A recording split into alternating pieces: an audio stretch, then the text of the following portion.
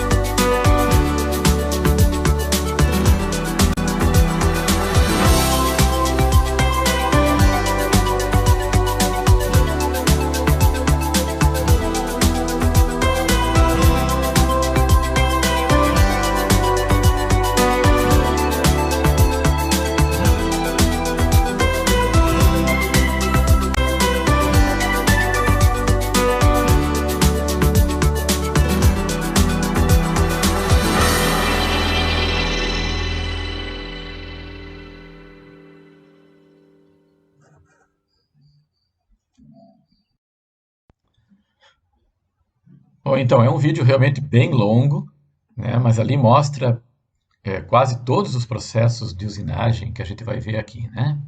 Então, assim, para aqueles que tiverem disponibilidade, assistir o vídeo, assim, uma, duas, três vezes, tentando identificar ali cada processo de usinagem.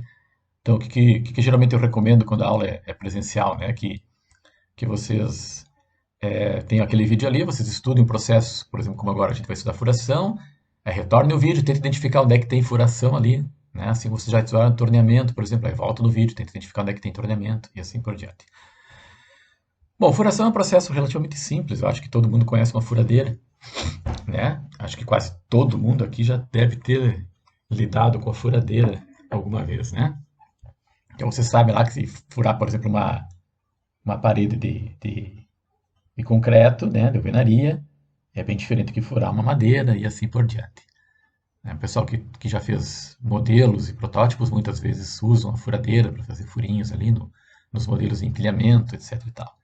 Então a gente tem aqui alguns tipos de furadeira, estou mostrando aqui embaixo na figurinha, furação em cheio, que é aquela que a gente faz em casa, né? Furação com pré-furação, isso é bem interessante, às vezes, quando você, por exemplo, vai colocar uma cortina, digamos assim, tem broca 8, né? E a parede é meia dura, né? Então, para não estragar o reboco, o que se recomenda fazer? Você pega uma broca 5, faz um furinho com a broca 5, que ela faz mais fácil, e depois você pega a broca 8 e faz um furo em cima daquele furinho. Ou seja, tu está fazendo, na verdade, uma furação com pré-furação, né? Que é o que está mostrando agora. Furação escalonada, a figura ali está mostrando bem como é que é, né? Tem para você fazer, por exemplo, esconder parafusos sem cabeça, né? Prisioneiros, como chamam, né? Para você esconder ele, não mostrar que tem parafuso ali. Bastante usado em móveis de luxo e outros produtos. Que é a furação de centros, né? Furação profunda em cheio e a trepanação. Estamos sendo as figuras ali. Né? O texto mais informativo aqui, ferramenta, comentando sobre a ferramenta usada aqui, é a broca, que a gente já viu, né? Tem movimento, então, contínuo, né? E de avanço, né? Se você já pegou uma broca, se você tiver uma broca em casa, dá uma olhadinha, gira ela bem devagarinho, assim, olhando para você ver o movimento, né? Que a broca faz, que você vê que é um movimento perfurante. Aqui algumas imagens aqui, né? De alguns tipos de broca, né? Ali está um desenho de uma furadeira tradicional de empresa, uma furadeira presente em praticamente todos os parques fabrios têm uma furadeira simples como essa aqui, né? E alguns modelos diferentes de broca para fazer, né? Tem inclusive ali uma serra-copo ali embaixo, ali, né? Que é uma broca bem tradicional para fazer os furos mais alongados, redondinhos, maiores, né? Às vezes quando você tem um móvel em casa, compra um aparelho e quer botar, você usa a serra-copo ali para fazer um furinho entre uma prateleira e outra. Então é um processo bem simples. Bom, alargamento, né? Aí você tem aqui o alargamento do processo de usinagem destinado ao desbaste, né? Então você tem ali para fazer o alargar um furo pré-existente, né? Quase como se fosse uma furação em cima da furação, tá? Então você tem alargamento cilíndrico de desbaste, alargamento cilíndrico de acabamento. Esse de acabamento é geralmente para você quando tem assim um material tem muita ranhura, muito atrito, né? Tem o alargamento cônico, como está mostrando a figura, também de desbaste e de acabamento.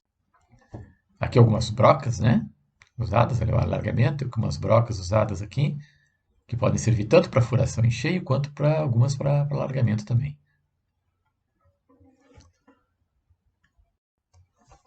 Aqui está mostrando uma figura típica do alargamento, né? Você vê ali como é que ela é. Né? E aí embaixo está mostrando outros tipos de broca de alargamento. Aqui está mostrando algumas peças específicas para fazer o trabalho de escariamento. Né? Aquela imagem ali mostrando a madeira deixa bem claro o que seria o escariamento, né? Mas no sentido de você posicionar um parafuso, não deixar a cabeça do parafuso à mostra, esconder. Muito usado em móveis de alto padrão isso. Mandrilhamento, processo destinado à obtenção de superfícies de revolução. Né? Então, você está vendo ali algumas figurinhas mostrando, né, as peças girando, né, e fazendo um trabalho de usinagem interno. Bom, e aqui a gente vai começar a olhar um pouquinho o fresamento, que é um dos processos de usinagem mais tradicionais que tem. Então a gente tem as duas primeiras imagens mostrando que tem dois tipos de fresamento, concordante e discordante. Você vê que no concordante a ferramenta de corte vai girando num sentido e a peça se movimenta no mesmo sentido, por isso se chama concordante. No discordante ali não, né? A peça vem se movimentando num sentido e a ferramenta gira no outro.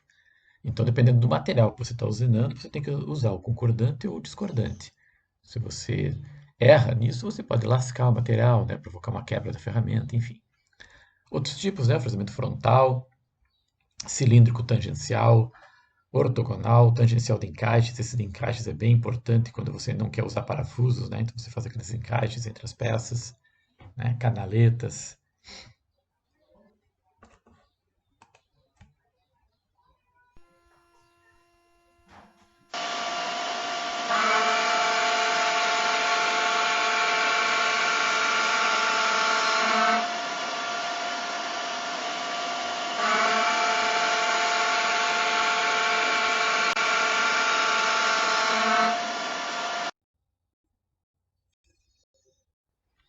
Vocês viram na imagem do videozinho anterior, né, mostrando ali um fresamento, que é um processo bem simples, né? Ele é feito sempre pela combinação então dos dois movimentos, como a gente viu, né, que pode ser concordante ou discordante. Como outros processos que a gente vai ver aqui, ele permite trabalhar superfícies planas, convexas, côncavas ou perfis especiais, só que ele tem uma vantagem de ser um processo mais rápido, né? Que o processo de tornear, de limar, de aplanar, isso faz com que a fresa se torne uma ferramenta multicortante. Então, às vezes, você não tem algumas das máquinas, né? Algumas das ferramentas próprias para fazer alguns processos, mas você tem uma fresadeira lá, né? Multifuncional, e você usa aquela fresadeira para fazer é, outros tipos de processo. A escolha da ferramenta é uma das atividades mais importantes da, da etapa de fresamento, porque se você escolher a fresamento, né, a ferramenta errada, no caso, pode aquecer demais o material, pode trepidar a peça, pode quebrar, enfim. Então, assim, se você está pensando naquilo que eu falei no slide anterior, de uma ferramenta multifuncional, ela vai trabalhar com provavelmente diversos materiais. Então, a gente já estudou aqui que a gente tem materiais que são mais duros, materiais que esquentam mais, né, que transmitem maior calor, materiais que têm maior resistência mecânica, materiais que têm fratura dúctil, fratura frágil, enfim, várias características, né, mais maleável, mais dúctil, menos dúctil, e por aí vai. Então, por exemplo, se você pega e está usinando um metal que é mais dúctil que o outro, você tem que escolher uma ferramenta apropriada para ele. Existem várias tabelas com isso, né, e o que vocês têm que saber é que, na verdade, às vezes, quando o cara no chão de fábrica fala para vocês que não vai dar para fresar determinado material que vocês escolheram com aquelas máquinas que ele tem, às vezes é porque simplesmente a máquina não permite aquilo, ou então está faltando uma ferramenta específica para aquilo. Você tem que comprar daí ou uma ferramenta de metal duro, ou uma ferramenta com broca de diamante, ou uma ferramenta com aço rápido, enfim. Tem que ver que às vezes está faltando só aquela peça específica para poder usinar o material que vocês determinaram. Aqui tem ângulos alfa, beta e gama né, que são os ângulos de saída de cunha e de folga. Né? O ângulo de saída, então, é aquele que permite a saída dos cavacos, funciona como de segurança. Né? Ângulo de cunha é um ângulo mais cortante, ângulo de folga é aquele de folga entre os dois, que faz com que tenha uma velocidade maior de corte do material. Então, tem alguns tipos de fresa aqui, né? Para cada material vai ter uma fresa um pouquinho diferente. Então, tem as fresas, né, mais tradicionais, tipo W, tipo N e tipo H. Né? Então, por exemplo, a tipo W, recomendada para usinagem de metais não ferrosos, alumínio, bronze, materiais plásticos. Tipo N, aí você tem materiais de média dureza, como aço, por exemplo, com médio teor de carbono. E a tipo H daí é mais resistente, recomendada para usinar metais duros e quebradiços, como aço, com maior porcentagem de carbono. Então, é isso que eu tinha falado antes. Às vezes você, por exemplo, trocou o material, estava trabalhando com ácido de médio carbono, de repente trocou, foi para um alumínio. E aí o cara lá do chão de fábrica disse que não dá para fazer a operação porque não tem o tipo de fresa. Então é por causa disso, basta trocar, por exemplo, né, do tipo N para o tipo W. Tem que providenciar esse tipo que daí você vai conseguir usinar com a mesma máquina. É como se você tem uma furadeira em casa, se você tem brocas de concreto, vai furar uma madeira, às vezes não dá certo. Às vezes não, não dá certo, né? Sai aquela fumaceira da madeira e acaba não fazendo furinho, né? Na verdade, você tem que comprar então uma broca específica para madeira. Qual que vai ser a diferença? É o material da broca, o ângulo que tem entre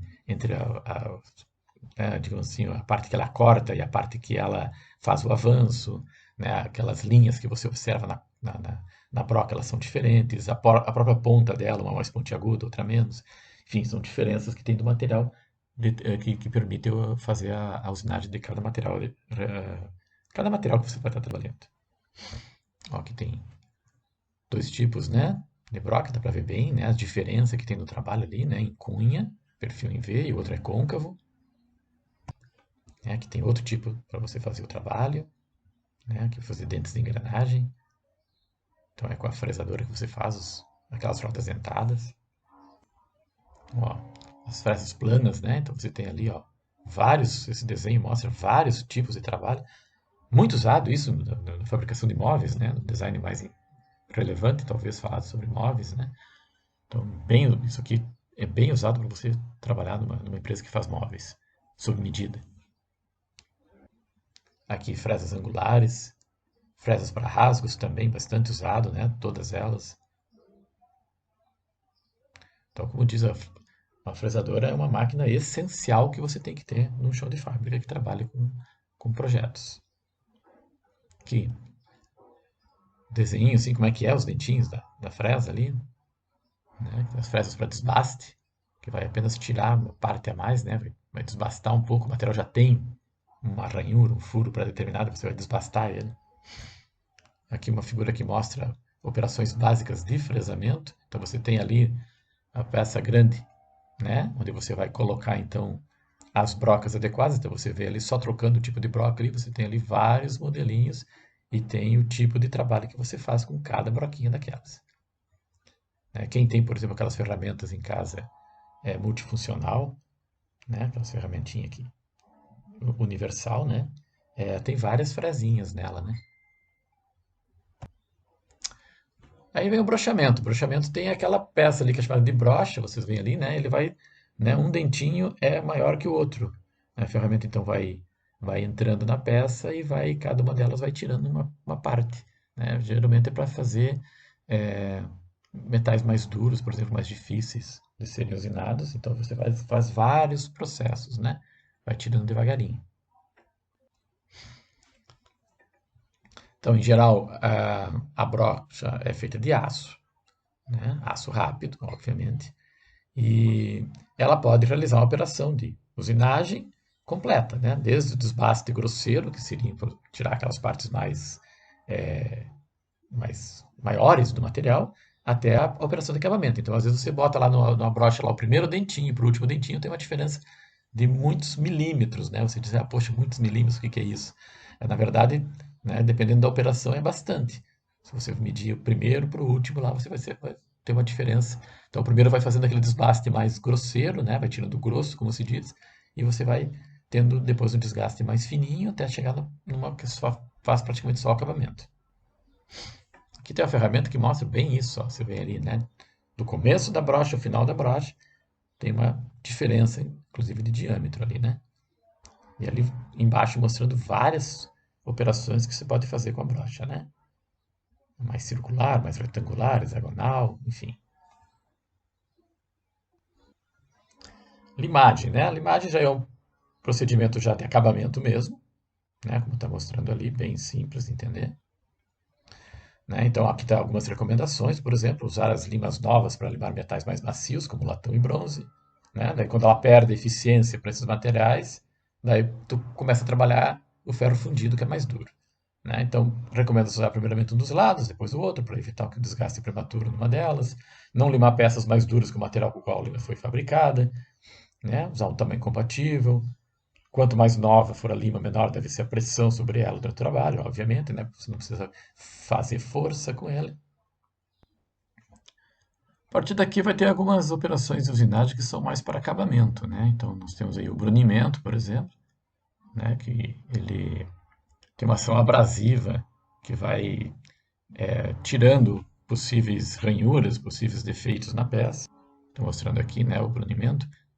Então ali, por exemplo, tem né, várias aplicações dela ali do lado da esquerda, dá para ver as operações. Então você vai tendo uma possibilidade por essa ação abrasiva de melhorar o acabamento superficial da peça.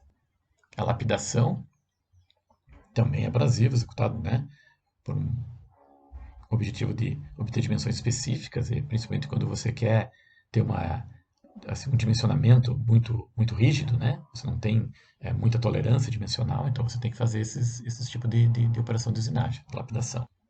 Ó, aqui também está mostrando ali, ó, algumas ferramentinhas para fazer essa lapidação. Então você coloca essa ferramenta lá, gira na peça, ela não, a olho nu você não consegue perceber o cavaco que vai sair, né? Não consegue perceber nada.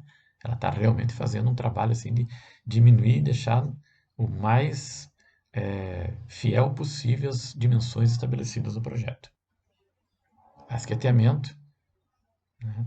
Então essa aqui já é mais manual, né? Já não tem mais dimensionamento tão preciso quanto as anteriores.